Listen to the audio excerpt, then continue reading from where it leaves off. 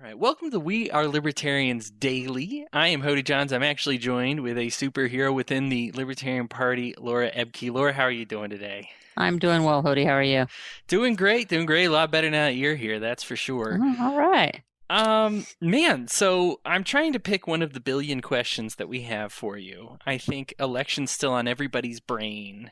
And of course, you probably just want to unwind from the whole thing, but everybody else is wound up. So I'm sure this hasn't gotten old yet, has it? Not too much. No, I actually, it's been 2 weeks almost now, and it's kind of nice to, I've kind of moved on, and not everybody moves on as fast as I do to things, but I always believe that when one door closes, another one opens, and so I'm excited to move on to the next stage, whatever that is. Sure. Yeah, well, let's start with the basics here. You've Okay. actually won an election before, Yeah. which is, for most people listening to this podcast, that's unheard of. Now, you Yeah. did so as a Republican, but you became a Libertarian afterwards. But just winning it all, I think, is something that we in the Libertarian Party have a tough time even grasping. So, what did it take for you? What would be your tips to anybody? What did you do as far as actually winning an election? Well, first of all, I've won 4 elections. I was elected 3 times to my local school board, and so before I ran for the legislature. So one of the things to win it's kind of important, I think, is to run for the right thing and to establish some credibility. And so I was on the school board for 3 terms for 12 years, and it gave me an area of expertise in schools and gave me a reputation in my hometown, at least. To win the legislature the first time, it was a really tough race. We have term limits here in Nebraska, and we actually run on nonpartisan tickets. It's kind of one of those weird things, but our legislature is a nonpartisan legislature. And so while I was a registered Republican, I wasn't actually running as a Republican. And so, the parties do get involved at some level, but on the ballot, it doesn't show up as an R or a D or anything else. It's just a nonpartisan race.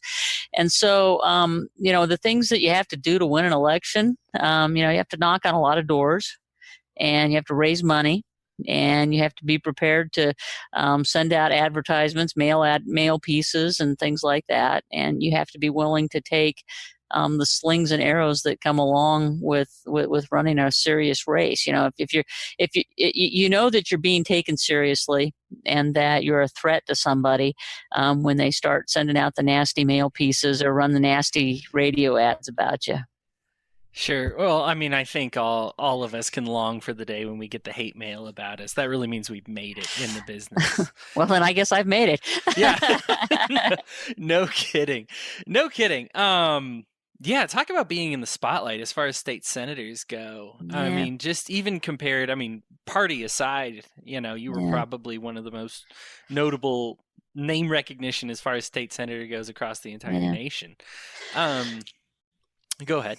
Yeah, no. Well, I mean, I think it's I was pretty Nebraska state senator. A typical Nebraska state senator is pretty nondescript in most of the time.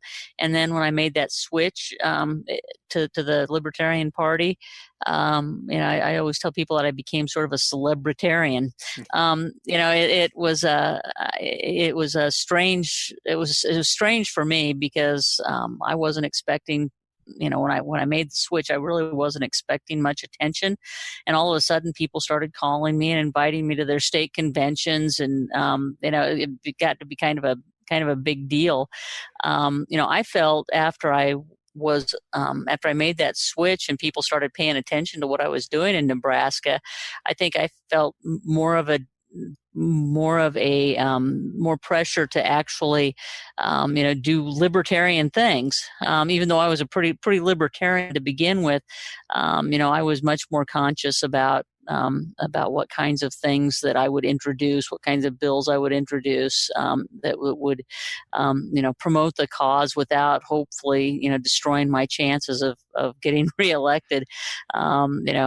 So you do things like my occupational licensing reform bill was a big deal, and we got it done on a tripartisan basis in the legislature, and the governor signed it, and we were the first state to really introduce anything really big that way. So it was a lot of fun, but I think very libertarian, because it points, in a practical sort of way. It's not one of those, occupational licensing reform isn't one of those real sexy kinds of things, the big ticket items for libertarians, but it's very practical. And so we were really excited to get that one passed. But yeah, the kind of, I told somebody a little while ago, I said, I've got five state conventions that have invited me since the election. I thought, okay, they're going to just drop me like nothing.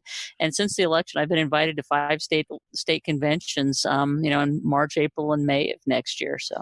Wow. And I got to give you credit here, because you were like, okay, I'm gonna take a step back, but is there anything I should take a look at? And I was like, oh, maybe I can get an interview with her. And then there was like 500 comments, and I was like, well, I'll throw my hat in there and see what happens. So I really appreciate you taking the time to respond to that. Sure. Because I was one of many, but I really appreciate you making that one of the the many. So let me ask you, because I want to get back to the Libertarian, what made you switch, what was your journey there. But before we get into that, what made you a great fit you talk about Libertarians fitting for the right position, or I guess people fitting for the right position that they're running for election on. What made you a right fit for a school board and then state senate? Well, part of it is just opportunism. In my community, when we elect school board, we elect 3 members at a time, and so it's 3 members for 4-year terms, and then another 3 in the next 2 years. And there were a couple of people that were getting ready to leave the school board, and kind of traditionally, it's a fairly good sized school board, fairly good sized community, so it's not like they have trouble finding people, but traditionally. They asked, I had somebody ask me at church actually one day, hey, why don't you run for school board? Because I'm leaving, I'm leaving the board. And so that sort of got me interested in it originally. And, I have my mom was on the school board in my hometown, and so it made a lot of sense that would be a place where I could serve. It wasn't a huge time commitment, 1 meeting a month, and a couple of other small meetings during the year. So that made a little bit of sense for me to do that. I enjoyed my time on the school board, but after about you can serve on the school board for an unlimited amount of time. But it made sense for me to look for something else. Nebraska has term limits in the legislature, and the end of my 3rd term of the school board was going to coincide with the end of my my predecessor's time in the legislature. And I thought, well, might be a good time to try something different. If I was going to ever try to do something at a higher level, made sense to do it at that point. And so I ran. There was another guy that decided to run because of term limits as well, and it made sense. But part of it is know what you're getting into. On the school board, I'd seen what my mom had done on the school board, and I'd been around people who'd been on the school board, and I went to school board meetings, and so I knew what I was getting myself into. Same way with the legislature. I'd been around the legislature and watched, as an advocate with Campaign for Liberty and things like that. So I had watched what the legislature was up to. So, felt some level of, okay, I know what I'm getting myself into, and what things are done at the state level and what things aren't. So whatever you decide to run for, know what it is that you're running for. Sure. And, don't, if you're running for the local school board, don't talk foreign policy, talk about things that matter based on your, what you're running for. Right. Okay. Makes a lot of sense here. Let me let's go to the next step here, and I guess, well, first of all, we hear Nebraska, Laura Ebke, term limits and occupational licensing reform. You're gonna become the next Free State project pretty soon here with a resume Maybe. like that, you know. That'd be awesome. Yeah. um, to move to the next step, uh, I have so many questions about this, but let me just break it down piece by piece. What made you a Republican to start with? How did you identify with Republicans? And what like libertarian values did you maybe have, even though you were registered as a Republican? Because Yeah. I have a similar journey to that. Yeah, I'm old. I grew up in a in a Goldwater household. I mean, the family lore is that my first word was Goldwater. I don't really believe that's true, but that's what my dad and my grandfather used to tell me all the time. And so my view of Republican Party politics has a strong strain of libertarianism in it. Kind of the Goldwater to Reagan model of smaller government, lower taxes, and that sort of thing. Government stay out of your life and leave you alone, and that sort of thing. That's really what I thought. I thought I could be a Republican in that model, for most of my life. And in 2008. I got very involved in the Ron Paul effort, trying to reclaim that strain of republicanism, if you will, in 2008 and 2012. And by the time I ran for office in 2014, it became pretty clear to me that the party wasn't very friendly to that anymore. I mean, they had pockets of it. You had Justin Amash, and you had, Rand Paul even. Ron Paul seemed like he was giving up the ghost on on that strain being really active in the Republican Party. And after a couple of votes that I think were, more libertarian, and the governor called me out in 2016, along with a number of other Republicans who had voted not the way he wanted, it seemed like a good time to make the move for me. So I had gone to the Libertarian Party state convention in 2016. They had invited me to come and speak because I was the closest thing to a libertarian in the legislature, and I went and spoke to them. And I'd run into a lot of these guys with the Paul movement and Campaign for Liberty, Mm-hmm. and that sort of thing before that. And one of them came up to me as we were standing in line for lunch at the Libertarian Party convention, and said, "Hey, Senator, if you ever decided to make a switch, we'd be happy to have you." Okay, well, thanks. I appreciate that. And about a month later, I went to the Republican Party state convention in 2016, and I wasn't real happy. I wasn't a big Trump supporter, and wasn't real excited with the direction that the party seemed to be going. And that was the time when the governor decided to call us all out. And I walked away from that pretty sure that I was going to have to make the switch.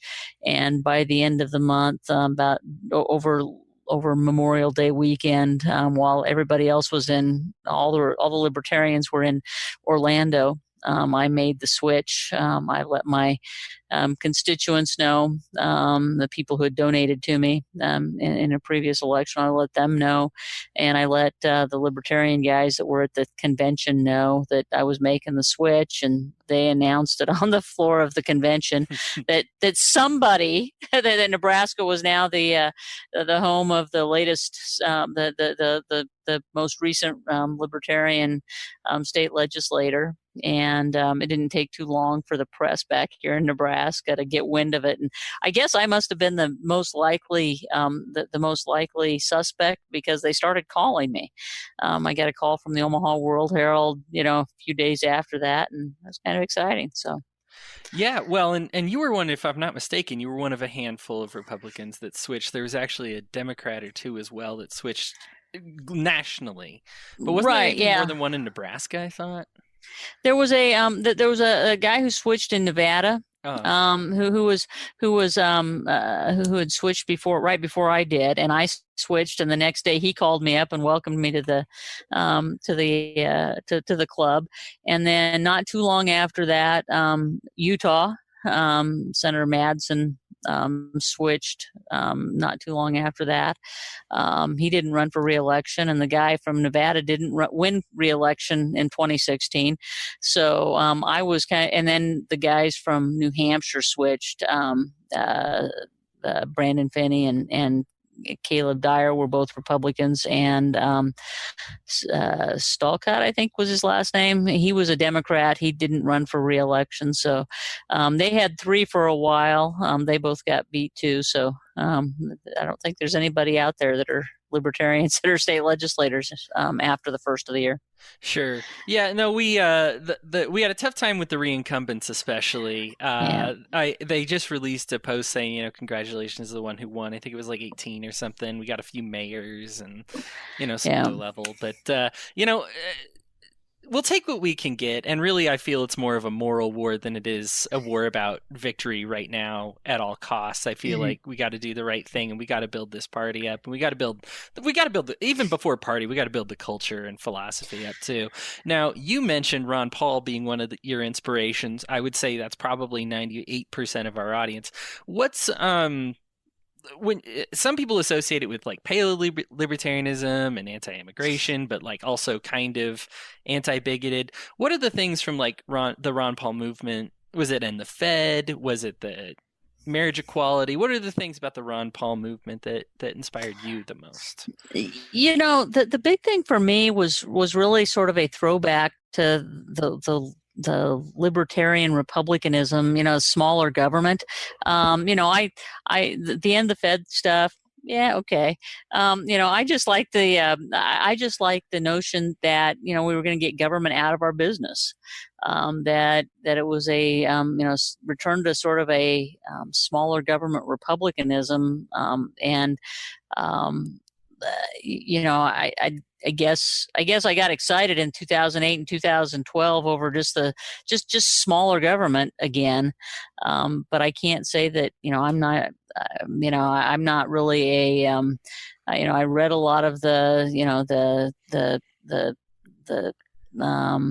Lou Rockwell stuff and things like that, in 2008 and 2012. But I can't say that I really, and I didn't buy in fully to every word. I wasn't a sycophant, if you will. But I really, I really have great respect for Ron Paul and his ability to be, to be a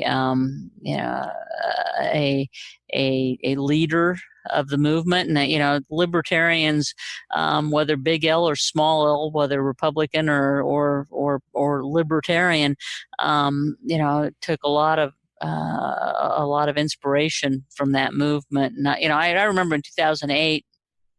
I have a very, very vivid memory of some of the early money bombs, and watching with thousands overnight. As I think it was the December 16th one. The first Tea Party money bomb and things like that. It is just an exciting time to be engaged in the political process again. And when you look at Young Americans for Liberty and the things that they've done in recent years and knocking on doors and they grew out of that movement. So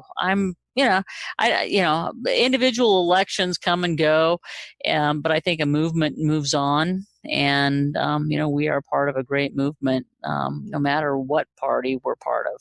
Absolutely. I think I say there's two ways you can name a movement. If you call it young anything, well, you're going to grow out of it in 10 years, unfortunately. You call it modern. I think it's funny, they talk about like, neo-conservatives. And they were using that term in like the 20s. And I'm like, they didn't even know we were going to be here in 100 years being like, we still call people neocons. Is it really new anymore? I mean, it's tough naming,